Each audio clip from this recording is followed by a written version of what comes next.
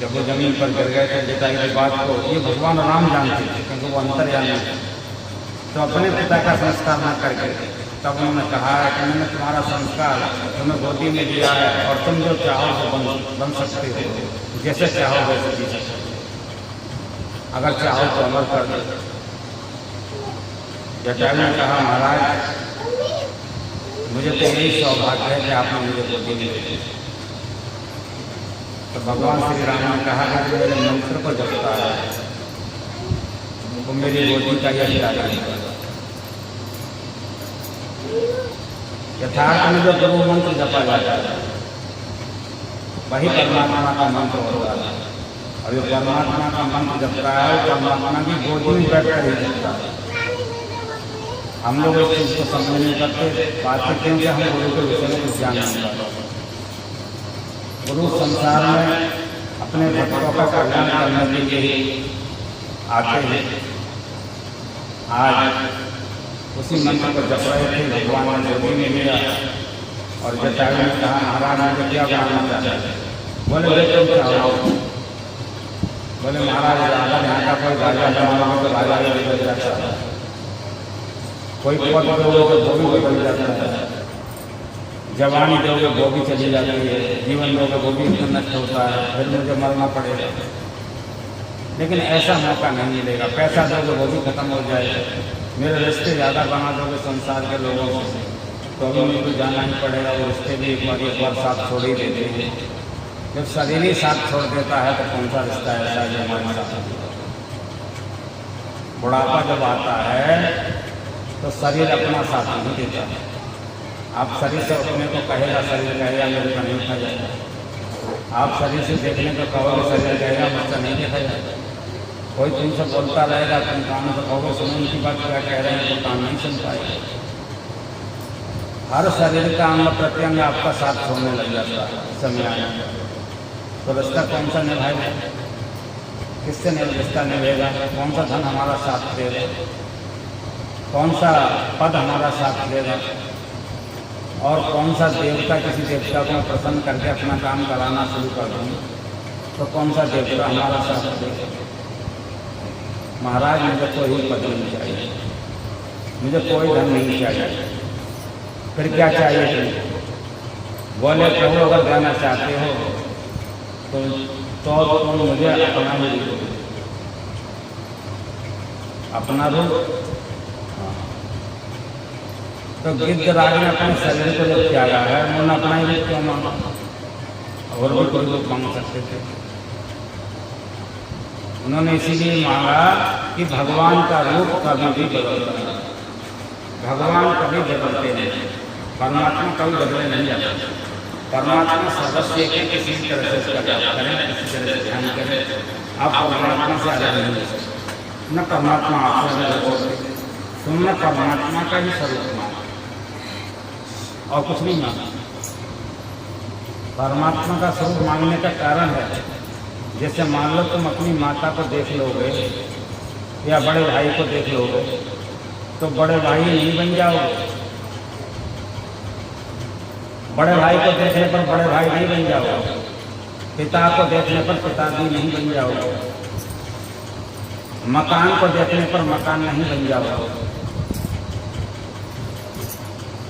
किसी बुजुर्ग को किसी संत को देखने पर आप संत नहीं बन जाओगे, गाय को देखने पर आप गाय नहीं बन जाओगे, लेकिन परमात्मा को देखने के बाद में इंसान परमात्मा ही बन जाता है। श्री सतगुरु महाराज की जय।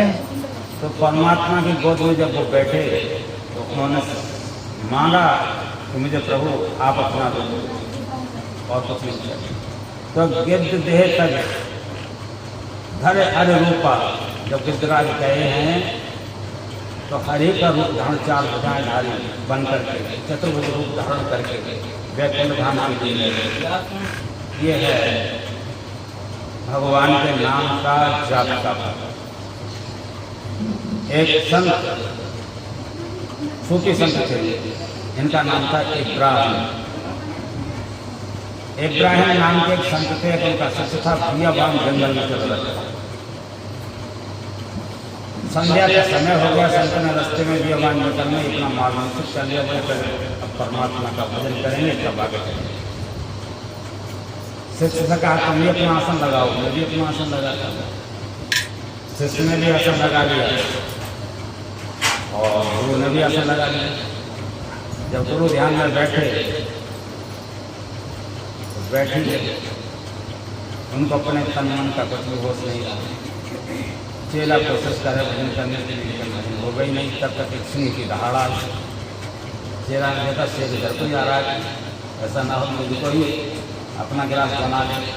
एक घने जंगल में भगवान पेड़ पर ऊपर छुपा के बैठ गए, लेकिन शेर आ गया। अब इब्राहिम भजन कर रहे थे तो शेर इब्राहिम को घूम घूम करके चक्कर कर रहा था। बोले क्या मैं इसका आहार करूँ कैसे, ये अपना हाथ कर रहा है। लेकिन इब्राहिम को कुछ पता नहीं है कि शेर आ गया।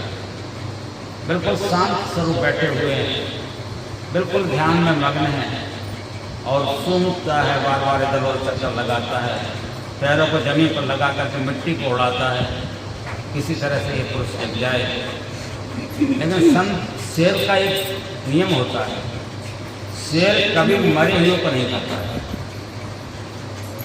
शेर जब खाता है तो मार करके खाता है। शेर ने देख लिया ये आदमी तो लगता है मरा हुआ, उसकी नाक की तरफ अपना मुंह ले जाए। जब आदमी ध्यान में है तो उसकी सांस भी कम हो जाती है।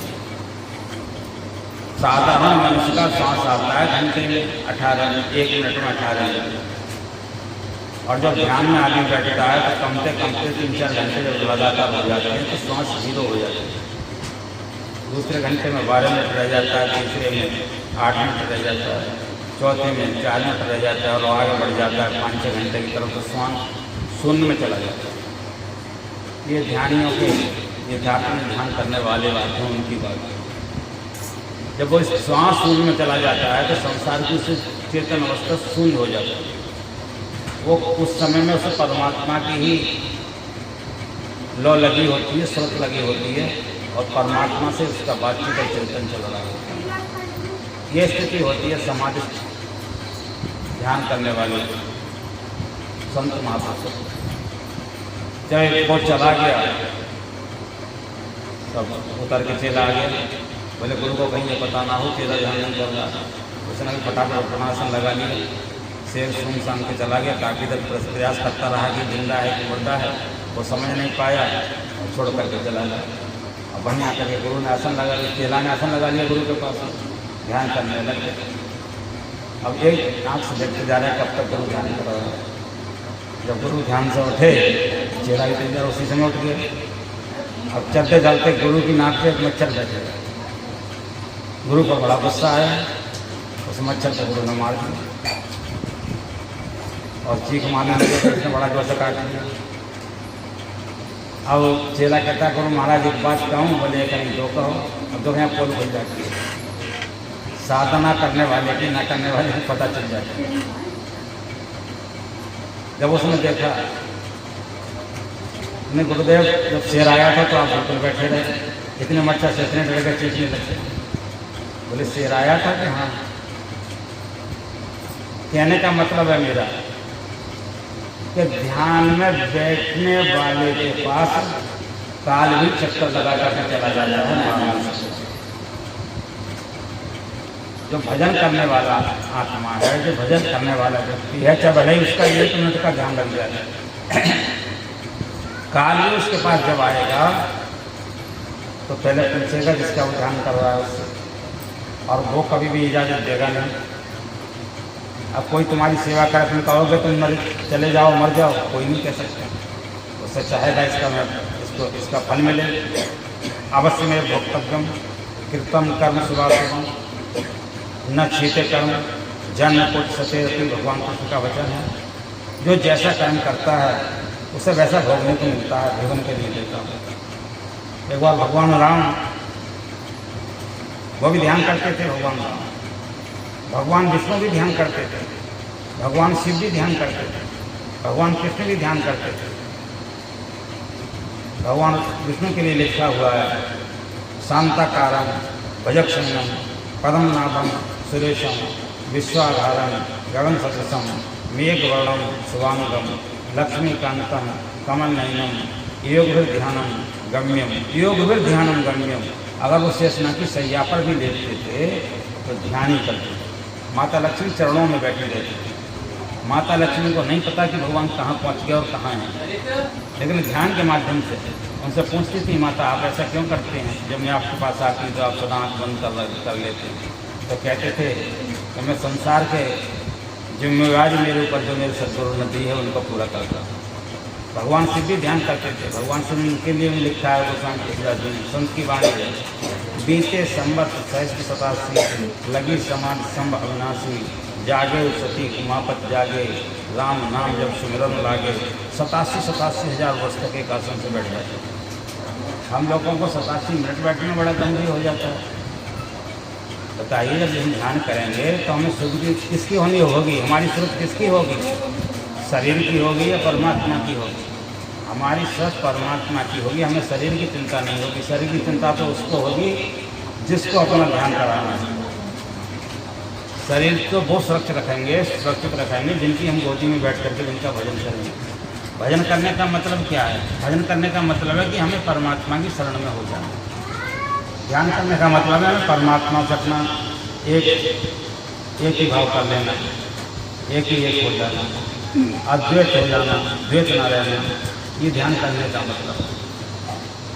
शून्य ध्यानम शून्य जब शून्यम गता, ध्यान जो शून्य में चला जाए, कुछ संसार की उसका कोई ही ना रहे। शून्य, संत हुए थे दादी दयाल जी, उन्होंने कहा शून्य के पारा अगुण सगुण न कोई अन्न न खंड ब्रह्मंडा। भगवान के लिए उन्होंने कहा जब आदमी शून्य में चला जाता है 3 शून्य पार करने पड़ते हैं। 3 शून्य पार होने के बाद में परमात्मा से मिला जाता है। 3 शून्य को हमने जिक्र कर दिया। शून्य के पारा, एक शून्य नहीं कहा, 3 बार शून्य को दोहराया। इसी प्रकार से किस तरह से पार किया जाता है ये सदगुरु की शरण में बैठ कर पता लगता है। और भगवान तो कहता है जब आदमी मेरा ध्यान करता है तो मैं उसका ध्यान करता हूँ। एक बार भगवान कृष्ण से डाली पकड़ कर रो रहे थे और उद्धव जी उनके पास पहुँच गए। उद्धव जी ने कहा क्या बात है दुनिया आपको ईश्वर कहते हैं, 16 कलाम से आप संसार में भटक रहे हैं और आप रो रहे हैं, ये तो आश्चर्यजनक बात है। बोले हाँ, तुलसीदास ने लिखा है वाणी में कि उद्धव मोय ब्रज विस्मृत नानी, हे उद्धव मुझे ब्रज की याद आती है इसलिए मैं रो रहा हूँ। अब तुम मेरी मदद कर सको तो एक काम करो, जिनके लिए मैं रो रहा हूँ उनको देख के आओ, कुछ उनको सहानुभूति बना देना। वो प्रचंड ज्ञान के प्रवक्ता थे, वो तब गुरु बृहस्पति के गुरु थे। बोले कैसे बात करते थे? वो आपका हो जरूर करेंगे आपका। उनके लिए भेज दिया, पूछ के पहुँच गए वृंदावन में। बोले हमें वो भगवान के घर जाना है, उनका घर कौन सा है? बोले यशोदा मैया, जो सबसे बड़ा ऊँचा महल बना हुआ है, बड़ा घर है 84 कमरे का, वही यशोदा मैया का घर है, आप चले जाओ। पहुंच गए तो एक कमरे में एक तरफ यशोदा मैया कोने में बैठी हैं, भगवान कृष्ण की प्रतिमा बना रखी है, और एक तरफ भगवान देव को बैठे हैं नंद बाबा, उन्होंने भी अपने आगे प्रतिमा बना रखी है। दोनों का आंसू टपक रहा है, कपड़े भीग रहे हैं, दोनों का पानी आंखों से इतना बह रहा है कि निकल करके बाहर जा रहा है। ये दशा देख करके उधर की चकित हो गए और मन ही मन सोचने लगे कि हे प्रभु, आप इतने निर्दयी हैं, जो आपके माता पिता इस तरह से रो रहे हैं और आप बैठे हुए हैं। जैसे ये सोच के उन्होंने देखा कि भगवान इतने निर्दयी हैं, अपने मन में सोचा है, वैसे भगवान का प्रत्यक्षीकरण उद्धव जी को हुआ है। और भगवान कह रहे हैं ये कहीं बाहर नहीं रो रहे हैं, ये नहीं रो रहे हैं, मैं खुद रो रहा हूँ उनको देख कर, और ये मेरी गोदी में बैठ करके रो रहे हैं। यही होना चाहिए साधक का भजन। जब तक भजन करने में आंसू ना आए, जिस इष्ट का तुम ध्यान करते हो, जब तक तुम उसके लिए बेचैन ना हो जाओ तब तक वो बेचैन होकर के तुम्हें गोदी में नहीं बैठा देगा। तुमको दिख जाएगा जब तुम बेचैन हो जाओगे कि आज परमात्मा की गोदी में बैठा है, प्रत्यक्ष दिखेगा, किसी को दिखलाने की जरूरत नहीं है, स्वयं उसका अनुभव होगा, प्रत्यक्षीकरण होगा। लेकिन उस समय में आपके पास इतनी विद्या नहीं होगी, इस चीज़ों का आप प्रत्यक्षीकरण करके संसार वालों को समझा सकते। भगवान ने प्रत्यक्षीकरण करके दिखलाया है। भगवान उद्धव जी को ये बताना चाहते हैं कि यदि कोई मेरा भजन करे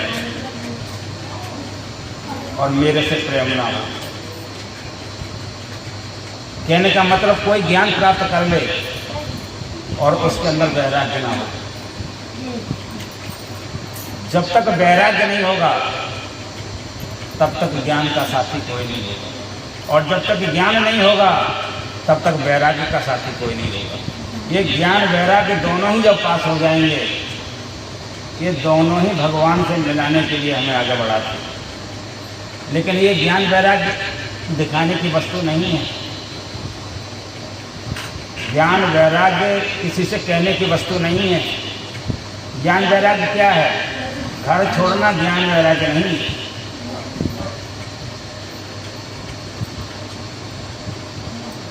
जंगल में जाकर के तपना ज्ञान वैराग्य नहीं। कबीर साहब ने कहा केसन का बिगाड़िया जो मुंडी शोभा। अगर केस के मोड़ने से भगवान मिल जाते तो भेड़ तो रोज मोड़ा ना जानती।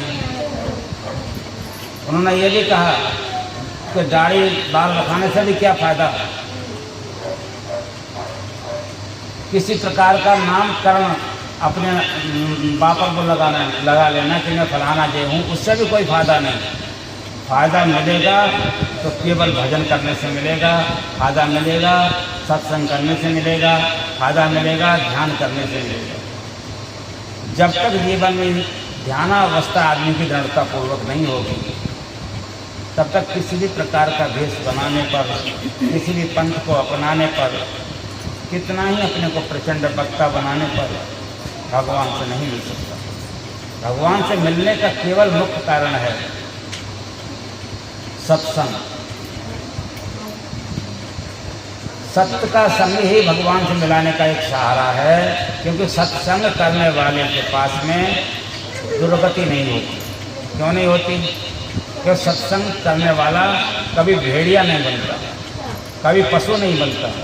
और जो सत्संग नहीं करते हैं वो मनुष्य का रूप तो धारण करते हैं, लेकिन कोई भी असर करने में नहीं डरते। वो भेड़िया वाला भी काम करते हैं, पशु वाला भी काम करते हैं। निकृष्ट कर्म जो भी है वो संसार का सब कर्म वही मनुष्य कर रहा है जो हमारी तरह है। लेकिन कब कर रहा है कि उसे सत्संग नहीं मिला, उसे संतों का संग नहीं मिला, उसे ज्ञान का संग नहीं मिला, उसे वेदों का संग नहीं मिला, उसे शास्त्रों का संग नहीं मिला, उसे पुराणों का संग नहीं मिला, उपनिषदों का संग नहीं मिला, धर्म ग्रंथों का संग नहीं मिला। इसी के कारण वो भेड़िया बन गया, अशुभ कर्म कर रहा है। सत्संग करने से आदमी के जीवन में परिवर्तन आ जाता है। सत्संग सुनने से आदमी का मन बदल जाता है, और मन जब बदलता है तो समझ लो कि भगवान की तरफ को ही जाता है, संसार की तरफ। जब तक मन नहीं बदलेगा तब तक संसार की तरफ भागता रहेगा, और जब मन बदल जाएगा तो भगवान की तरफ जाएगा। भगवान कृष्ण ने कहा है कि किसी का मन अगर 1 घंटा के लिए भी बदल जाता है, तो 1 घंटा भी अगर मन लगा करके भजन कर लेता है तो गीता मन ने कहा प्राप्त पुण्य, उसको क्या पुण्य प्राप्त होता है? उन्हें शुचि नाम, गृह त्यागो, जो पुण्य प्राप्त होता है उस पुण्य के प्रताप से उसको बार बार मनुष्य जन्म मिलता है। शुचि यानी पवित्र हो जाता है, वो आत्मा के जन्म में एक बार ही भजन करता है। और जो भजन नहीं कर पाता है उसकी क्या गति होती है? उसकी गति के लिए 84 लाख योनियाँ हैं। मनुष्य जन्म प्राप्त करने के लिए सत्संग की आवश्यकता है। पितरों का उद्धार करने के लिए सत्संग की आवश्यकता है। बच्चों का जीवन अच्छा बनाने के लिए सत्संग की आवश्यकता है। धन में वृद्धि करने के लिए सत्संग की आवश्यकता है। धर्म आगे बढ़ाने के लिए सत्संग की आवश्यकता है। ऐसा संसार का कोई भी कर्म नहीं जो सत्संग से नहीं होता। 4 प्रकार के फल प्राप्त होते हैं सत्संग से।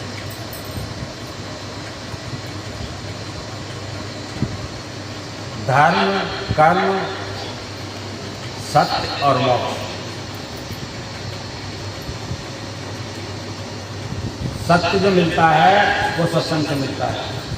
और अंत में प्राणी जीवित काटे कर्म सब जीवित मुक्ता हो, जीवित जगपथ से मिले, जीवित आत्म राम और जीवित दर्शन देखिए दादू मंदिर राम। मुआ पीछे मुक्त बतावे, मुआ पीछे मेला दादू भूले गया। मरने के बाद में नहीं, मरने से पहले आपको पता लग जाएगा कि हम कहाँ जाएंगे। हमारे संतों ने गाया है, आया कहाँ से कौन है, जाएगा तो कहाँ। ये सच्चे गुरु से जान ले बस हो गया भजन, मन का तरंग मार ले बस हो गया भजन, आदत बुरी समान ले बस हो गया भजन। आदत बुरी भी सत्संग से ही समझती। मज्जन फल देखिए तत्काल। सत्संग का मतलब होता है कि तत्काल उसका फल दिखलाई देने लगता है। काग होए टिक बताओ मराला। जो अशुभ बोलने वाला शुभ बोलने लगता है, अशुभ करने वाला शुभ कर्म करने लगता है, निकृष्ट कर्म करने वाला निकृष्ट कर्म छोड़ देता है, मांस मच्छी खाने वाला मांस मच्छी छोड़ देता है। और 4 प्रकार के फलों को प्राप्त करके वह जीवन में आनंद प्राप्त करता है और अपने पितरों को आनंद देता है। पितरों के लिए लिखा है मोदंत पितरों। जिस घर में सत्संग होता है उसके वंश पितृलोक में, जैसे आपने देखा ना किसी के घर पर कोई बारात खराब निकलती है तो माताएं बहनें सब पूरे 80 साल की बुढ़िया भी नाचने लगती। इसी प्रकार से 21 जन्म तुम्हारे कब हुए हैं, कब तक हुए हैं, 21 जन्म के पितरों का, और 7 जन्म के ससुराल पक्ष के पितरों का, 7 जन्म के ननिहाल पक्ष के पितरों का आनंद पितृलोक में शुरू हो जाता है। पितृदोष समाप्त हो जाता है। एक बार सत्संग होने पर नारद पुराण भगवान नारद कह रहे हैं कि मोदंत पितृ देवता नाचने लगती है, पितृ देवता नाचने लगती है। कुलम पवित्रम जननी कितार्था, इसका पुराण में लिखा हुआ है। कुलम पवित्रम जननी का कितार्था, पुण्यवती धरा पुण्यवती हो जाती है, पृथ्वी पुण्य प्राप्त करने लगती है। अस्मन सागरे लीनम परब्रह्म यश चेता, और वहाँ चेतना उनके लिए जागृत होने लगती है। परम उसका कुल पवित्र हो जाता है और देवता नाचने लगते हैं। पृथ्वी माता कहती है सनातन जब हो, यानी मैं सनात हो गई हूँ। 7 उसमें परम प्रेम रूपा, और जितने सत्य 7 उसमें परम प्रेम रूपा जो परमात्मा संसार में समाहित है, वो परम प्रेम आपकी आत्मा से आपसे करने लगता है जहाँ सत्संग होता है। आत्मस्वरूपा, वो आत्मस्वरूप में आकर के विराजमान हो जाता है। अमृतो भवी, वो अमृत पैदा करने लगता है तुम्हारे अंदर, यानी जो विष था उसको निकालने लगता है। अमृतो भवी यलब्धा प्रमाणो सिद्धो भवती, और तुम्हारे लिए वो सिद्धि देना चाहता है परमात्मा कि अब इस लायक हो गया है कि संसार के लोगों का कल्याण कर सकता है। यलब्धा प्रमाणो सिद्धो भवती अमृतो भक्ति तृप्तो भक्ति, तुम्हें तृप्त करने लगता है परमात्मा। नारद भगवान नारद पुराण में लिख रहे हैं ये प्राप्तम, और तुम्हें प्राप्त करा देता है जिस प्राप्त के लिए तुम आए संसार में। न किंचित न वांछित, न किसी प्रकार की तुम्हारे लिए कंजूसी नहीं करता, और किसी प्रकार की तुम्हारी वांछना नहीं छोड़ता। जो तुम्हारी इच्छाएं होती हैं सब पूरी करता है। न किंचित न वांछित, न सोचित, न तुम्हें कभी सोचने का मौका दे दे तुम्हारी मनोकामनाओं को पूर्ण करने के लिए। न सोचित न द्वेष्ट, न तुम्हारे अंदर किसी प्रकार की दुष्टता अंदर भरने देगा। रमतो भगती, और वो हर वक्त तुम्हारे अंदर रमता रहे। यदि ज्ञात्वा अमृतो भवति, सिद्धो भवति, आत्मराम भवति।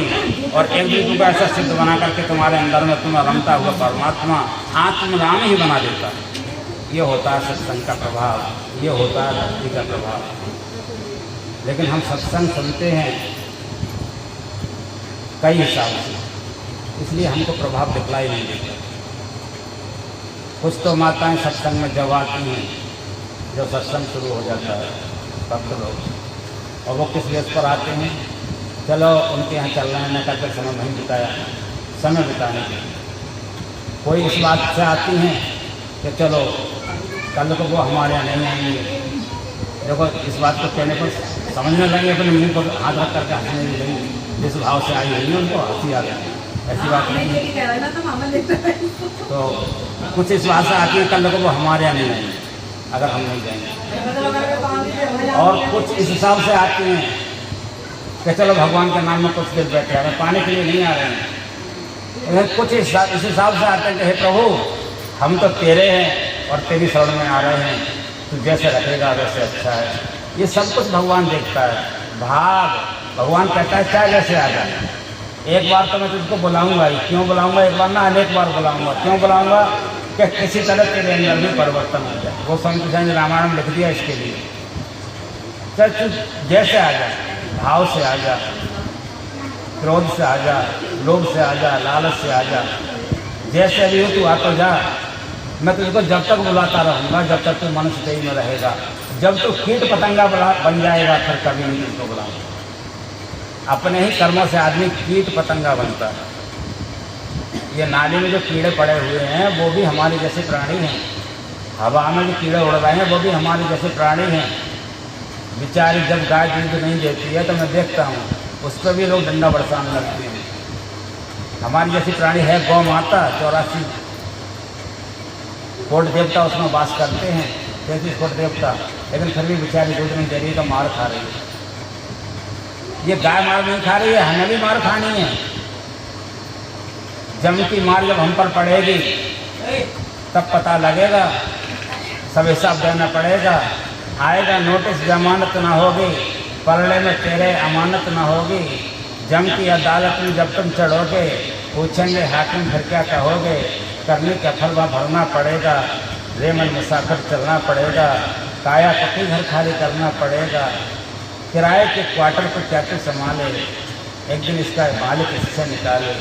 हो करके बेचैनी कितना होगा, पैर तड़फेंगे, ऊपर नीचे करेगा, झटके खाएगा, आँखों से आंसू निकल जाएगा, मुंह से आवाज़ नहीं निकल पाएगी, कान तो सुनेगा लेकिन जुबान बोल नहीं पाएगी। बेचैनी इतनी बढ़ जाएगी, और जब बेचैनी प्राप्त करके तू मरेगा तो कौन सी योनियों को प्राप्त होगा। अगर गुदा से प्राण निकलता है तो निकृष्ट योनि प्राप्त होती है। हमारे शरीर में 9 अंग हैं, 9 छिद्र हैं। किसी भी छिद्र से गिरी आत्मा निकलती है। अगर मुँह से प्राण निकलता है तो मुँह टेढ़ा सा लगने लगता है। आँख से प्राण निकलता है तो आँख खुली रह जाती है। नाक से प्राण निकलता है तो नाक की संग चलती है, और यदि नीचे के गुदा द्वार से प्राण निकलता है तो विष्ठा संग निकलने लगती है। पहले विष्ठा छूट जाती है तब प्राण निकलता है। और एक प्राण निकलता है जब आदमी समाधि में बैठ जाता है तो उसका सहस्त्र कमल से प्राण निकलता है। उसको कोई फर्क नहीं पड़ता, क्योंकि जो जैसे झांसी जिस द्वार से निकलेगा उसी द्वार में से जाना पड़ेगा। जिस द्वार से मनुष्य निकल करके जाएगा उसी द्वार में उसको प्रवेश होना पड़ेगा। अब बताओ, नाक से निकलने वाली वस्तु किसी को अच्छी लगती है? अब जब नाक से निकलने वाली वस्तु नहीं अच्छी लगती और नाक से निकल कर के प्राणी जाएगा वो उसी योनि में जाएगा, किसी को अच्छा लगेगा? मुंह से निकलने वाला थूक प्रकार किसी को अच्छा लगता है, उस योनि में जाएगा, किसी को अच्छा लगेगा? भगवान कहता है जब तक तू मनुष्य योनि में तुझको बुलाता रहे, और जब तू ऐसी योनि में जब सत्संग में नहीं आएगा, भगवान कहते हैं भाव को भाव अनकालसु, किसी प्रकार से मेरे नाम का स्मरण कर, भाव से, कुभाव से, आलस से, क्रोध से, लोभ से, लालच से, कैसे भी इस मनुष्य में स्मरण कर ले मेरे नाम का। नाम जपत मंगल दसों दिशाओं में तुझे मंगल कर दूंगा। एक दिशा का नहीं का संत की वाणी है। दसों दिशाओं में मंगल करने के लिए भगवान हमारे साथ जुड़ रहे हैं और हमसे बार बार आग्रह कर रहे हैं कि सत्संग में आ जाए, सत्संग में आ जाए। हम सत्संग में आने को बुलाने पर भी नहीं आ पा रहे हैं। अभी इस मोहल्ले में देख के कहीं लड़ाई हो जाती तो क्या हाल होता है। गिनी चुनी माताएं बैठी हैं, वो भी बड़े इरादा से आई हैं कि चलें कि न चलें, लेकिन अगर लड़ाई होती तो कोई बुलाने की जरूरत नहीं पड़ती। अपने आप इतनी भीड़ हो जाती, डंडा मार कर लोग पुलिस वाले हटा दें तब तो कहीं भीड़ कम होती। लेकिन ये क्या है, ये निजकृत कर्म भोग संभ्राता कोई न काउ दुख सुख पदाता। जिस लड़ाई को तुम देख रहे हो वही तुम्हें लड़ाई करने के लिए भगवान तुम्हें कुत्ता बना देगा, वही लड़ाई करने के लिए तुम्हें नादिया बना देगा। देखना तो नादिया एक दूसरे में भिड़ती कितना लड़ती है, कुत्ता एक दूसरे कुत्ते को देखकर कितना भौंकती है। तुम लड़ाई को देख करके खुश हो रहे हो। लड़ाई का तो मुंह काला करना चाहिए, लड़ाई के बाद तक नहीं जाना चाहिए, नहीं जाने देना चाहिए।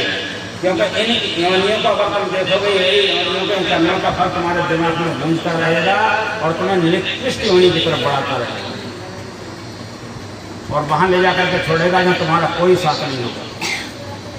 नरक में 4 चीज़ें होती हैं और स्वर्ग में भी 4 चीज़ें होती हैं। जो निकृष्ट कर्मों में अपना मन लगाता है उससे 4 चीज़ें मिलती हैं। क्या चीज़ें मिलती हैं? निकृष्ट कर्म करने वाले का कोई अपना नहीं होता। एक हमारे यहाँ लालाराम पाठक थे, उनका बेटा निकृष्ट कर्म करता था। जब वो मारा गया तो लाश उसकी को लेकर के लोगों ने पहचाना, बोले उनका लड़का है, उसके पास लाए तो बाप ने ये क्या दिया, ये मेरा बेटा नहीं। अपने बेटे के लिए ये बोल दिया कि ये मेरा बेटा नहीं।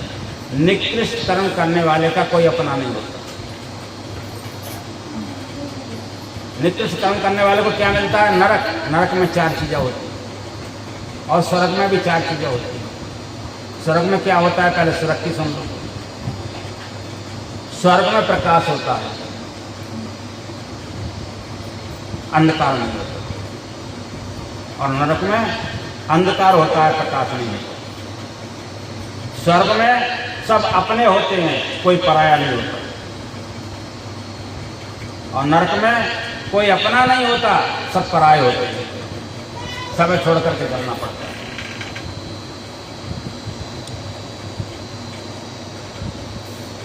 स्वर्ग में सुख मिलता है, स्वर्ग में आत्मा के लिए कोई दुख नहीं होता, आनंद ही आनंद है। और नरक में कभी दुख नहीं मिटता। कोई भी संसार के जीव से आप पूछो, कोई कहेगा, जब उससे बैठ जाओगे तो पंडित जी हमारे दिन देखो, कोई तन दुखी, कोई मन दुखी, कोई धन मिल रहा है तो उदास, कोई तन से दुखी मिलेगा, कोई मन से दुखी मिलेगा। एक आदमी मेरे को मिला, एक भजन चल रहा था यहीं पर पीपल के नीचे। वो आदमी कहता है, महाराज मैं तो सब तरह से सुखी हूँ लेकिन औलाद से दुखी हूँ। कोई औलाद से दुखी है, संसार में जो आ गया वो दुखी है। और स्वर्ग में मोक्ष मिलता है, स्वर्ग से मोक्ष मिलता है। स्वर्ग में जब आदमी पहुंचता है, ऐसा कर्म करके जाता है तो मोक्ष का अधिकारी होता है। और नरक में जन्म मिलता है। 2 प्रकार नरक में, कई प्रकार के नरक हैं, 28 प्रकार के नरकों का वर्णन है गरुड़ पुराण में। लेकिन एक नरक कुम्भी पाक भी नरक है। कुम्भी पाक का दूसरा रूप मान लो गर्भ का नरक। जब गर्भ में प्राणी आता है तो उसमें भी एक थैली होती है जिसमें पानी भरा होता है, उसमें भी बैक्टीरिया होते हैं जो नरम त्वचा में डस रहे होते हैं। उस नरक में विष्ठा होती है, जो बच्चा मुँह उसमें आता है उसका मुंह केवल उस विष्ठा के पास होता है। उस विष्ठा की गंदगी उस बच्चे को सता रही होती है हर वक्त। नरक में उस विष्ठा के अंदर इतनी बड़ी गंदगी होती है, जब चेतन आत्मा को होश आता है, उस शरीर में पड़े उस शरीर में आत्मा को पड़े हुए, तो वो आत्मा उस परमात्मा को पुकारता है, कहता है प्रभु ऐसा कौन सा मेरे से पाप हुआ क्या नहीं इस नरक में डाल दिया, अब तो कम से कम बचा ले इससे। परमात्मा कहता है वाह भाई वाह, जब जब तो पृथ्वी पर आता है तो मुझको ही धोखा देता है, तो मुझसे ज़्यादा चतुर बनता है, झूठ किसके लिए बोलता है। इस पाप के लिए तो झूठ बोलता है, तेरा शरीर इस पाप में पड़ा हुआ है। हम झूठ किसके लिए बोलते हैं? अपने मान सम्मान शरीर के लिए झूठ बोलते हैं और किसी के लिए झूठ बोलते हैं? बताओ किसके लिए झूठ बोलते हैं हम? इस शरीर के सुख को किसी प्रकार से, अपने मान सम्मान को किसी तरह से, अपनी इज्जत को बचाने के लिए ही तो हम झूठ बोलते हैं। और किसके लिए झूठ बोलते हैं? तो तामसी गुण दिखा करके दूसरे को सताने के लिए करता है कार्य। जब पृथ्वी पर पहुंच जाता है तो उस शरीर के अंदर भी तो मैं होता हूँ। इसका एक प्रमाण, एक बार हनुमान जी महाराज सीताराम सीताराम सीताराम करते जा रहे थे और रास्ते में एक बच्चा बैठा हुआ सीताराम सीताराम कर रहा था और वो बैठा हुआ बच्चा सीताराम भी कर रहा था और विष्टा विसर्जन भी कर रहा था। हनुमान जी ने कहा ये बढ़िया आदमी है भाई, इतने परम पवित्र परमात्मा का नाम ये निकृष्ट कर्म करते समय ले रहा है। लेकिन भगवान ने तो कहा कि भाव को भाव अनुसार से। हनुमान जी के मन में आया, उन्होंने 2 छड़ी उसमें मार दी। बोले क्या नाम लेता है? जब पिष्टा पुस्तक त्याग करके तब भजन करना बैठ कर जाओ। हनुमान जी ने 2 छड़ी उसको मार दी। अब हनुमान जी बैठे ध्यान में, शाम को रात को, जब रात में हनुमान जी भजन करते हैं, भजन में बैठे, उनके सामने प्रभु श्री राम आए। उनकी बिल्कुल नंगन वस्त्र में आए, उनकी कमर पर 2 छड़ी उछल रही थी। बोले ये प्रभु क्या लीला है? बोले तू ही पूछता है, तू ही मारता है, तू ही पूछता है, तू नहीं तो मारा हूँ, तू ही पूछ रहा है। बोले महाराज मैंने कब मारा? बोले उस बच्चे को मारा था, वो कौन था? मेरा नाम ले रहा था, मेरी गोदी में बैठा हुआ था, मैं उसके अंदर था, तब भी मेरा नाम ले रहा था और तूने उसको मार दिया। तो हम झूठ किससे बोले? ईश्वर से बोले। हम वादा करके आए कि झूठ नहीं बोलेंगे, हम कपट नहीं करेंगे, हम छल नहीं करेंगे, हम चोरी नहीं करेंगे, हम किसी प्रकार का निकृष्ट कर्म नहीं करेंगे। हम परमात्मा को वादा करके आए थे, इस शरीर से वादा करके आए थे। कुछ अभी इस शरीर से अच्छे कर्म हो गए तो मनुष्य होने के लिए कुंभक न रखने भगवान ने हमको भेज दिया। हमारे गुरु महाराज लिखते हैं अपनी वाणी में कि आवागमन सम दुख दूजा है नहीं जग में कोई, इसके निवारण के लिए प्रभु भक्त करनी चाहिए। जितने मन स्तनधार हैं प्रभु भक्त कर सकते सभी, क्या वो निकृष्ट जाति के हैं, क्या उच्च जाति के हैं, क्या महिला वर्ग के हैं, क्या नपुंसक हैं, किसी भी प्रकार का मनुष्य हो, चाहे अंधा हो, लंगड़ा हो, लूला हो, अपाज हो, गूंगा हो, कोढ़ी हो, कैसा भी व्यक्ति हो, प्रभु भक्त कर सकते हैं। सब भगवान का भजन कर सकते, सब सत्संग कर सकते। सत्संग क्या है? रामायण में गोस्वामी तुलसी ने लिख दिया है, प्रथम भगत संतन कर संगा। पहली भक्ति ही संतों का संग, दूसरी रतिमम कथा प्रसंगा। दूसरी भक्ति है भगवान के नाम में एकदम रमण हो जाना, रम जाना, संसार की दुनिया की चिंताओं को भूल जाना और प्रभु को पहचानने के लिए लग जाना। दूसरी रतिमम कथा प्रसंगा। तीसरी गुरुपद पंकज सेवा, जो तुम्हें ज्ञान दे उसके चरणों की सेवा आवश्यक है। और पंचम भजन सो वेद प्रकाशा, छठम शील व्रत भव कर्मा। छठी भक्ति है पंचम भजन सो वेद प्रकाशा, मंत्र जाप मन दृढ़ विश्वासा। दृढ़ता के साथ में मंत्र का जाप कर। छठम शील व्रत भव कर्मा, नाना प्रकार के कर्मों को छोड़कर। और सातवीं भक्ति में उन्होंने कहा, सातवां सम्मोह में जब देखा। भगवान जब उसमें डालता है नरक में, तब भगवान पूछता है अब तेरे को कैसा लग रहा है? बोले प्रभु अब मुझे को सहन नहीं हो रहा। एक बार निकाला। बोले निकाल तो दूँगा, लेकिन मैं निकालना भी जानता हूँ, डालना भी जानता हूँ। अगर फिर कहने बदतमीजी करी, फिर कहने संसार में मोह माया फैलाई, फिर संसार में दूसरों को सताया, फिर संसार में पाप पैदा किया, तो अब की बात ऐसे नरक में डालूंगा, इसलिए निकालना है, निकालने के लिए मैं नहीं आऊँगा। तो वही परमात्मा माँ के पेट में ऐसी वायु पैदा करता है, इतना दर्द पैदा कर देता है कि बच्चा को प्रसूति पर आना पड़ता है। लेकिन आते समय में इतना कष्ट होता है, बच्चा बेहोश हो जाता है। हजारों बच्चियों का पुनर्जन्म होता है बच्चों का, उसकी खाल को खींच के निकालता है। तो वो बिल्कुल तंग जगह होती है जहाँ से हम लोगों की उत्पत्ति हो। और जब मरते हैं तो वही हालत हमारी जब होती है, जब मरते हैं कोई हमारा अपना साथी नहीं होता, जो कुछ सब देते हैं। तो 4 चीज़ें नरक में होती हैं और 4 चीज़ें स्वर्ग में होती हैं। सत्संग से 4 चीज़ें प्राप्त होती हैं। नरक दूर हटा देता है, नरक नाम की वस्तु पास नहीं आती, दुख नाम की वस्तु पास नहीं आती है, यमराज नाम की वस्तु पास नहीं आती है जो मारती है। यमराज नहीं मार सकता। जैसे आपने देखा, मैंने बताया था शेर का उदाहरण दिया। यमराज बन करके शेर आया और वो अपनी साधना में लगे रहे, सत्संग करते रहे। सत्संग भी 2 प्रकार का होता है कि ध्यान में सत्संग होता है, परमात्मा से बात होती है, और एक संसार में सत्संग होता है जो परमात्मा की प्रेरणा होती है। दोनों की वैल्यू किसी की कम नहीं है। दोनों प्रकार का सत्संग हमें करना चाहिए, क्योंकि सत्संग से वह ज्ञान मिलता है, सत्संग से उस परमात्मा का स्वरूप प्राप्त होता है, सत्संग से उनसे मिलने के लिए प्रेरणा मिलती है, उनका स्वरूप मिलता है, उन सत्संग के माध्यम से उनका दर्शन भी होता है।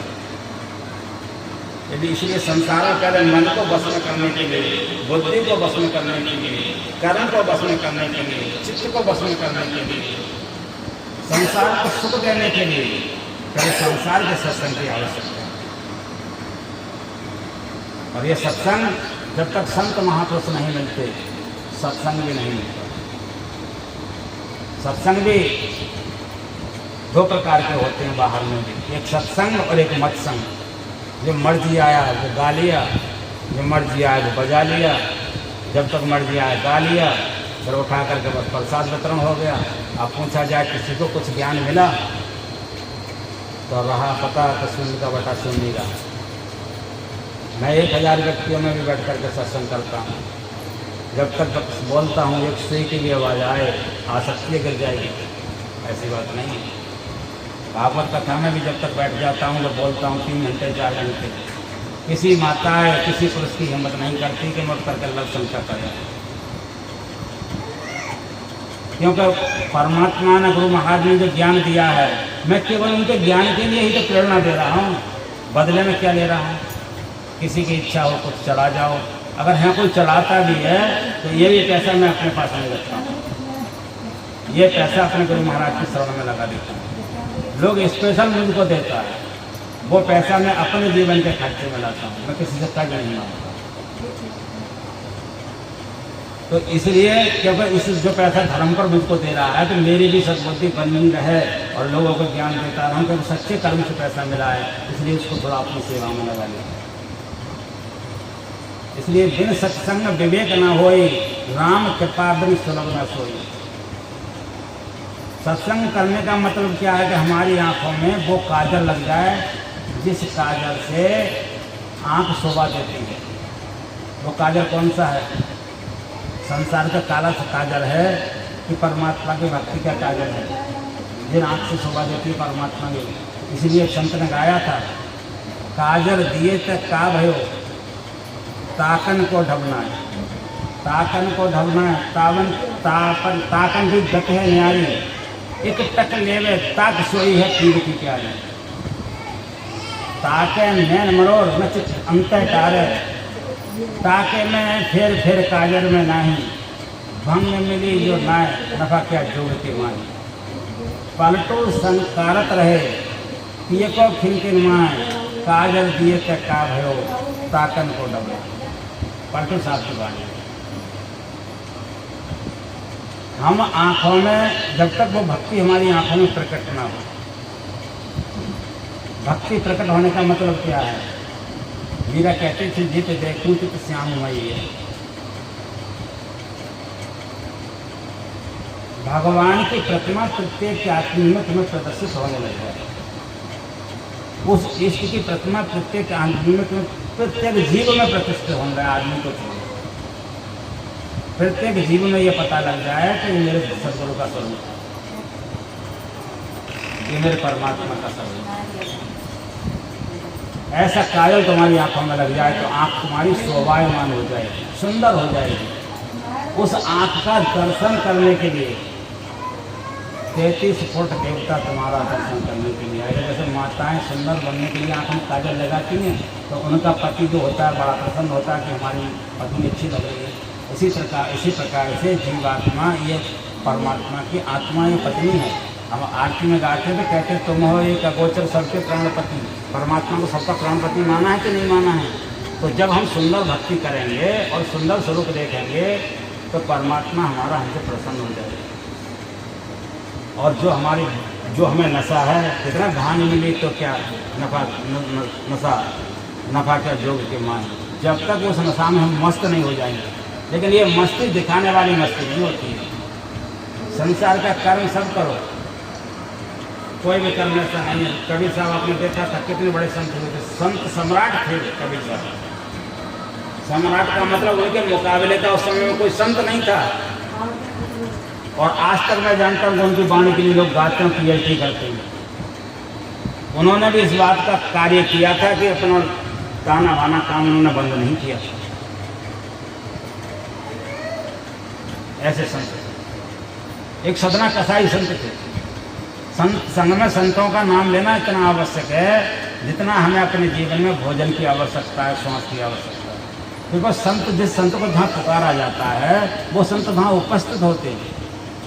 और उपस्थित होने पर वो संतों के आशीर्वाद से परमात्मा प्रसन्न होते हैं। और जब परमात्मा प्रसन्न होते हैं तो जीवात्मा के पाप इस तरह से मिट जाते हैं जैसे जीवन में उनसे हुए ही नहीं थे। सदना कसाई संत थे। सदना कसाई एक ही बट्टी से मांस तोला करते थे। लेकिन सदना कसाई अपने माता पिता के बहुत बड़े भक्त थे। अपनी माता पिता के बात को नहीं टालते। और माता पिता ने जो मंत्र दिया था उसी को जपते थे। कितना ही कोई जितना ले उतना देते थे। और गुरु नानक देव भी ऐसे थे, अपने गुरु मंत्र को जपते थे। उन्होंने तो कह दिया बाया गुरु तेरा फालसा। गुरु के दिए हुए मंत्र को जपते थे। एक बार मंत्र जप रहे थे तो गुरु नानक देव कभी भी 13 से ऊपर नहीं करते थे। एक आदमी नाच देने के लिए आया और उन्होंने आड़त पर भोजन, एक आदमी का महाजन उसकी आड़त थी, उस पर काम करते थे। तो उन्होंने एक बट्टा रखा और उस बट्टे से 13 की गिनती तक नाच छोड़ते हुए चले। 1 2 3 4 5 6 7 8 9 10 11 12 13 और 13 पर जाकर कर 13 की गिनती पर तोलते ही रहे। उसने पहले वो बैलगाड़ी होती थी, बैलगाड़ी भर ली अपनी और बड़ा प्रसन्न हो गया। बोले ये तो 13 से ऊपर ही नहीं बढ़ रहा है। गुरु नानक देव ने कहा भाई तुम्हारी गाड़ी भर गई, अब तुम्हारा क्या हिसाब हो गया। ये बात दूसरा आदमी था आड़त पर, उसने जाकर के कह दिया आड़तिया से, महाराज तुम्हारा आज तो सब कुछ गोदाम खाली कर दिया। बोले 13 नहीं सब तो। बोले क्या बात है? बोले हाँ बुलाओ नानका के लिए। जब आदमी जिंदा होता है तो आदमी इस तरह से बोलता है। आज हम गुरु नानक देव महाराज कहते हैं, उनके लिए उस समय में ऐसे ही बोला गया, मजदूरी करते थे। बुलाओ नानका के लिए, बुलाया गया। बोले क्या किया तूने आज? बोले कुछ नहीं महाराज। बोले कितना तोल दिया उसके लिए? बोले 13 ही तो दिया है। उसका कहा दिया 13 ही दिया है। उन्हें तोलो भाई कितना दिया है इसने। जब तोला गया तो उसका जितना देना था उतना ही था। कहने का मतलब है कि हमारे जीवन में सब कुछ 13 है। अजय शरीर किसने दिया? इसको किसको कहेंगे आप? कहोगे मैंने ले लिया? परमात्मा से ही कहोगे 13 ही दिया हुआ है। इस श्वास को किसके लिए कहोगे? ये श्वास किसने तुमने ले ली क्या? अगर लो तो कभी मरना नहीं। तो कहो परमात्मा से प्रभु सांस भी 13 ही दिया हुआ है। अच्छा बेटा बेटा को कहोगे तो किसको कहोगे? मैंने पैदा कर दिया। तो किसने दिया है? 13 ही ना आता है। 13 प्रभु 13 दिया हुआ है। पत्नी मिल गई तुमको अच्छी सलोचन नारी तो किसने कहोगे? मैंने प्राप्त कर ली।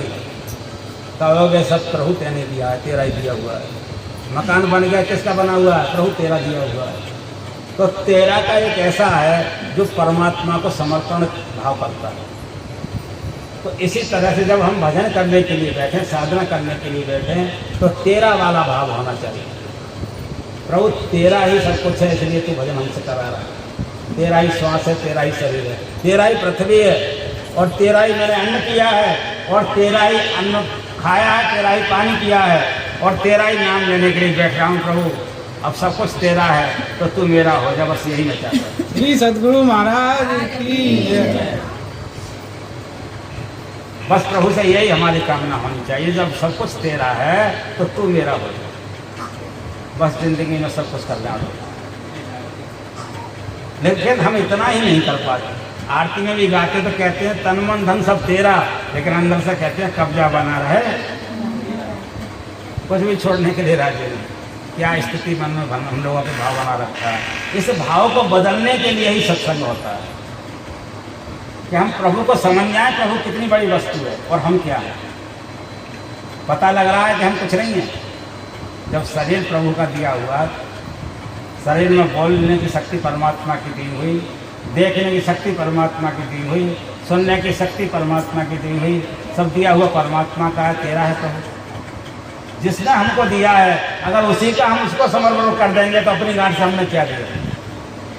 लेकिन इसी पर भगवान प्रसन्न हो जाएंगे, इसी पर परमात्मा प्रसन्न हो जाएंगे, इसी पर परमात्मा तुम्हारे हो जाएंगे। भगवान राम ने सबरी से कहा था, जब सबरी बात कर रही थी अपनी, यही कहना चाह रही थी जो मैं कह रहा हूँ। सबरी कह रही थी अधम जात में जड़ मत भारी, मैं नीच जाति की हूँ। फिर कहती है तीन में मति मंद आधारी, मैं मंद बुद्धि की हूँ, बिल्कुल बुद्धि मेरी काम नहीं करती, निकृष्ट बुद्धि है, निकृष्ट जाति है। भगवान राम पर नहीं सुना गया आगे की कथा। बोले मेरी भक्त और इस तरह से बोल रही है। भगवान राम ने बीच में ही बोल उठी।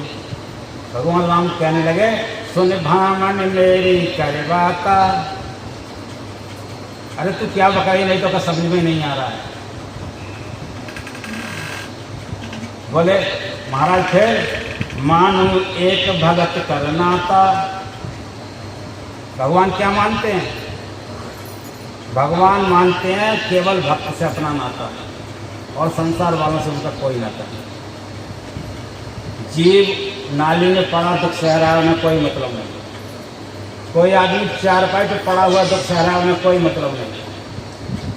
कोई आदमी करोड़ कमा रहा है, उन्हें कोई मतलब नहीं। कोई भीख मांग करके खा रहा है, उन्हें कोई मतलब नहीं। लेकिन भगवान राम ने कहा है अपनी वाणी से, जो अपराध भगत कर करही, राम रोष पावत सो जरही। भगवान कहते हैं मेरा किसी से कोई नाता नहीं, मेरा कोई खानदान का नहीं, मेरा कोई परिवार का नहीं, मेरा कोई रिश्तेदार नहीं। मेरा रिश्तेदार है तो मेरा भक्त है, मेरा रिश्तेदार है, मेरा परिवार का है तो मेरा भक्त है, मेरा कोई माता पिता है तो मेरा भक्त है, मेरा कोई मालिक है तो मेरा भक्त है। जो कुछ है ऐसे मेरा भक्त है। मानो एक भगत का नाता, सुन भामन मेरी करवाता। मैं दुनिया में किसी से कोई नाता नहीं। अभी आपने सत्संग कराए, क्या हो गया? भक्ति हुई नहीं हुई? प्रथम भगत संतन कर संगा, तो किससे नाता हुआ ये? भगवान कह रहे हैं मानो एक भगत कर नाता। अब जहाँ भक्त हुए भगवान का सत्संग सुनने के लिए इकट्ठे हुए, चाहे जैसे भी आ गए, नाता किससे हो गया? भगवान से हो गया। सत्संग किया शिषपाल के यहाँ पर और नाता बन गया भगवान से। कितना पुण्य का काम हुआ। सत्संग में बैठे शिषपाल के घर में आकर के जानकी नगर में, और जितनी देर बैठे किनके परिवार में बैठे? भगवान के परिवार में। किनके साथ बैठे? भगवान के साथ बैठे। अभी भगवान से संबंध जिसका बन जाता है वो छोटा आदमी माना जाएगा। आप एक बात बताओ, किसी आदमी के विधायक से जानकारी है, वो आदमी कितना अड़े के चलता है कि मेरा विधायक अपना आदमी में जो चाहूँगा वो करा दूँगा। और किसी MP से जानकारी है तो बहुत ज़्यादा अड़ के चलता है। और किसी के मुख्यमंत्री से जानकारी है वो तो अपने आप को छोटे मोटे दरोगा कोई कुछ नहीं समझता है। और कोई प्रधानमंत्री से मिला हुआ तो वो मुख्यमंत्री को भी कुछ नहीं समझता है। अब इनको बनाने वाला कौन है? प्रधानमंत्री को बनाने वाला कौन है? मुख्यमंत्री को बनाने वाला कौन है? विधायक को बनाने वाला कौन है? MP को बनाने वाला कौन है? परमात्मा ने तो सबको बनाया है। और जिसकी दोस्ती परमात्मा से हो जाए, जिसकी जानकारी परमात्मा से हो जाए, जिसकी रिश्तेदारी परमात्मा से हो जाए, वो कितना बड़ा आदमी माना जाएगा। जो प्रधानमंत्री को बनाता है वो परमात्मा बनाता है, और जिसका संबंध ही परमात्मा से हो गया वो कितना बड़ा माना जाएगा। उससे तो काल यमराज भी डरेगा। जैसे विधायक का नाम सुन करके दरोगा डरता है, इसी प्रकार से सत्संग में बैठने वाले व्यक्ति से यमराज डरता है। सत्संग में बैठने वाले से राहु डरता है, सत्संग में बैठने वाले से शुक्र डरता है, शनि से डरता है। ऐसा कोई ग्रह नहीं, ऐसा कोई काल यमराज नहीं जो सत्संग में बैठने वाले से नहीं डरता है। दूसरी बात, सत्संग में कभी भी काल प्रवेश नहीं करता है जब तक सत्संग करता है, बुलाने पर भी नहीं आएगा। सत्संग संपन्न हो जाए, घर से बाहर निकलो, कुछ भी हो जाए, इसकी कोई पता है कि जिम्मेवारी नहीं। और सत्संग में सबसे विलक्षण बात एक और है, सत्संग में जब आप बैठते हो तो सुख पैदा होता है। क्यों? सतयुग का उस समय में समय होता है, और प्रसाद जब वितरण हो जाए, होने लग जाए, तो समझ लो त्रेता युग आ जाता है। और जब घर से बाहर निकल जाए, द्वापर युग आ जाता है। और घर से सत्संग से बाहर निकल के अपने घर पहुंच जाओ तो पूरा कलयुग आ जाता है, तब पता लगता है कितनी कले से जाना। इसलिए सत्संग करने वाले के पास में कलयुग नहीं सताता। जो सत्संग से संबंध बना के रखते हैं हर वक्त, उसके लिए कलयुग नहीं सताता, उसके लिए द्वापर का दुख नहीं होता, उसको त्रेता युग का दुख नहीं होता। वो हमेशा सतयुग में वास करता है, और सतयुग में वास करने का मतलब ये सत्संग होना। जहाँ सत्संग होता है वहाँ सतयुग विराजमान हो जाती है, वहाँ समस्त प्रकार की कामनाएं पूर्ण होती हैं। इतने पर भी लोग सत्संग से सुनने से डरते हैं, सत्संग में बुलाने पर भी मुश्किल से आते हैं। जो हर प्रकार के वांछित कामनाओं को पूर्ण करने की ताकत रखता है, उस सत्संग से लोग डरते हैं। क्यों? क्या बुरा कर्म छूट जाएगा। क्यों डरते हैं? जो असुर भोगने को नहीं मिलेगा। क्यों डरते हैं? किसी का जादू मंत्र नहीं चलेगा। सत्संग सुनने वाले पर किसी भी भूत प्रेत की छाया नहीं सता सकती। सत्संग करने वाला, अभी हमारे गुरु महाराज की माता खत्म हुई थी, तो गुरु महाराज अपनी माँ के उसमें उपस्थित हुए थे। तो गुरु महाराज जब कर्मकांड हो रहा था, वहीं पहुँचे हरिद्वार से, तो गुरु महाराज ने दूर कुर्सी डलवा दी और दूर बैठ के वहाँ नहीं गए जहाँ माँ का संस्कार चल रहा था। लोगों ने पूछा, आप वहाँ पहुँचे? बोले वहाँ मैं पहुँचूँगा, भले ही मेरी माँ ने मुझे पैदा किया है, लेकिन उसको प्रेत नहीं होनी मिलेगी, मुझे मालूम है। लेकिन उनके सहारे जो और प्रेत हैं उनका भी भोजन नहीं मिलेगा, क्योंकि जहाँ सत्संग नहीं होता है, जहाँ ध्यानाभ्यास ही होता है, जहाँ संत महापुरुष होता है, वहाँ कोई प्रेतात्मा नहीं जाता। तो मैं किसी का नुकसान करूँ, ये मेरा स्वभाव नहीं है, इसलिए मैं अलग रहता हूँ। दूर बैठ गए और सब घर वालों ने संस्कार किया। कहने का तात्पर्य है कि सत्संग में बैठता है, उस पर किसी का तांत्रिक क्रिया नहीं चलता, कोई भूत प्रेत आत्मा उसको सता नहीं सकता, कोई जादू उसको छू नहीं सकता। जब ये नहीं चलेगा तो आदमी दुख कहाँ से मिलेगा? डंकिनी शंकिनी जितनी भी हैं, कोई उसके पास होकर के नहीं गुजरता, उनको भी शांति मिल जाती है ऐसे महापुरुष के दर्शन करने। एक थे जड़ भरत जी महाराज,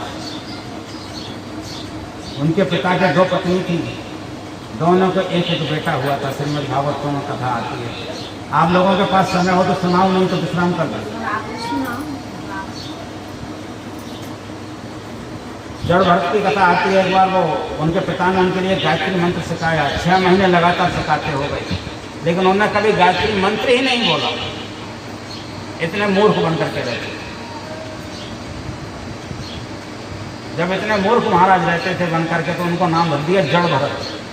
वो बड़े प्रसन्न, अपनी मस्ती में मस्त रहते रहे। उनके माता पिता गुजर गए। बड़े भैया ने कहा, उनकी भाभी ने कहा, दिन भर ऐसे थाली पकड़ के बैठ करके खाते, कुछ काम कराओ उनसे। बोले क्या काम कराऊँ? बोले खेत में गेहूँ बो दिया है, खेत में भेज दो इनके लिए, जाकर के चिड़ियों की रक्षा करेंगे, चिड़ियों से खेत की रक्षा करेंगे। बोले ठीक है, भेज देते हैं। चिड़ियों से रक्षा खेती कराने के लिए जड़ भरत को भेज दिया गया। अब वहाँ पर पहुँचे तो चिड़िया से आमंत्रण करने लगे वो, तो कि आ जाओ चिड़िया, राम जी का खेत चुन लो चिड़िया भर पे, काय को परेशान है, मैं काउ कितना कह रहा हूँ।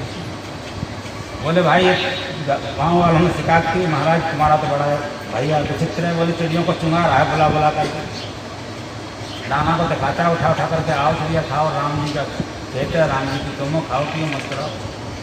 बोले अब खेत में मत भेजो, खेत को खुद रखाने जाओ, उनका घर की सफाई करवाओ। घर की सफाई क्या करवाएं? बोले झाड़ू लगवाओ। उनसे झाड़ू लगवाते हैं। तुम कल झाड़ू लगानी है घर में? बोले ठीक है भैया। जितने बार सामान घर में वो सब बाहर फेंक दिए। बोले ये क्या कर रहा है? बोले झाड़ू जब तो लगे, घर में कुछ नहीं रहेगा, जब तक घर में कुछ रहेगा तब तक आएगी झाड़ू। झाड़ू का मतलब सब सफाई हो जाना। ऐसा क्यों करता है भैया? बोले कल, बोले अब इसको ये काम भी मत कराओ, बोले कल इससे बर्तन मंगवाओ। बोले ठीक है, बर्तन मांजेगी। बर्तन पर लगा दिया, बर्तन को जब लगा देती, बर्तन को मांजा, जब तक वो बर्तन साबुत दिखा तब तक छोड़ा ही नहीं, जब तक खोटा नहीं तब तक छोड़ा ही नहीं, घिसते रहे घिसते रहे घिसते रहे। बोले महाराज इससे पार नहीं पड़ेगी, अब इसको यहाँ से निकाल दो। निकाल दिया गया। अब वो जब निकल के जा रहे थे तो चोरों की जमात ने एक संकल्प किया था कि हम अगर अच्छा चुरा लें तो प्रभु हम तुमको एक नर बलि देंगे। मैया से निवेदन किया था माता काली से, अगर हम अच्छी चोरी कर लाएँ, अपनी बाल बच जाएँ, किसी विशेष राजा के यहाँ जा रहे हैं तो हम आपको नर बलि देंगे। तो वो चुरा लाए अच्छी तरह से। जड़ भरत को उन्होंने देखा, बोले इसकी बलि दे दो, हमारा तो काम सफल हो गया। जड़ भरत के लिए उन्होंने ले रहे बुला करके अपने चोर उन्होंने लाया।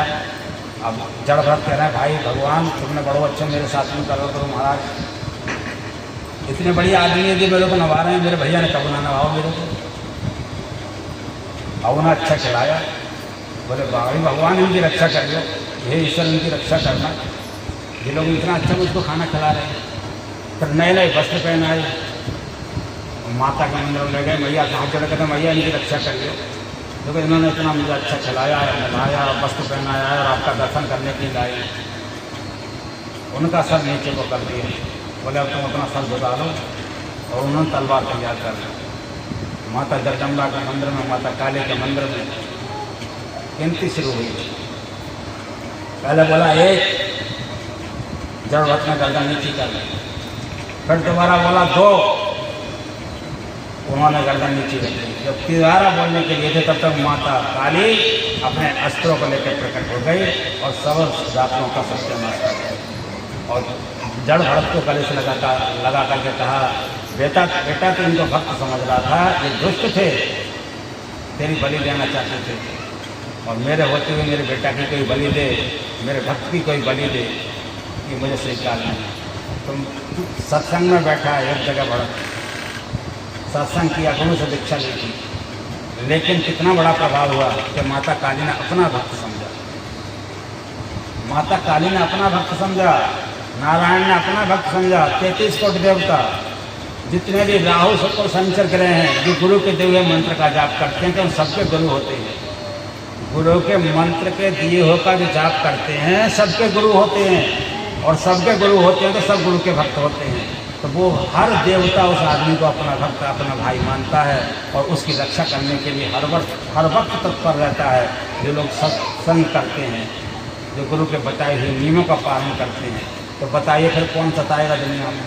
देवता अपना मान रहे हैं, राक्षस अपना मान रहे हैं, देवी अपना मान रही हैं, नवग्रह अपना मान रहे हैं, राहुल केतु अपना मान रहे हैं, यमराज अपना मान रहे हैं, फिर दुख कौन लेगा? सत्संग करने वाले के लिए कोई दुख नहीं होता। इसलिए सत्संग को मन से करना चाहिए, सत्संग को प्रेम से करना चाहिए, सत्संग को भाव से सुनना चाहिए, सत्संग पर समय से पहुंचना चाहिए। यथार्थ में सत्संगी माना कौन जाता है? जो प्रवचन होने से पहले आ जाए, नंबर 1 का सत्संग, और प्रवचन संपन्न होने पर, आरती संपन्न होने के बाद जाए प्रसाद लेकर के, नंबर 1 का सत्संगी। और जो दूसरे नंबर का प्रवचन पूरा हो शुरू हो जाए तब आ जाए नंबर 2 का सत्संग, और प्रसाद आरती के बाद जाए प्रसाद लेकर के, नंबर 2 का सत्संग। जो बीच में आकर के और बीच में ही चला जाए उसकी कोई गिनती नहीं, नंबर 3 तो बिल्कुल ही बेकार है। सत्संग का फल उसी को प्राप्त होता है जो पहले आए और लास्ट में जाए। भगवान कहते हैं इसने मेरी प्रतीक्षा की है, जैसे तुलसीदास जी ने प्रतीक्षा की हनुमान जी से मिलने की। अगर आप आगे कभी सत्संग में सुनाएंगे, इस समय अपनी वाणी को विराम देता हूँ। एक आप लोगों का भजन होगा, 1 या 2, उसके बाद में आध्यात्मिक आरती होगी। आज सत्संग वहीं पर संपन्न होता है। प्रेम से बोलो श्री सद्गुरु महाराज की, श्री सद्गुरु महाराज की।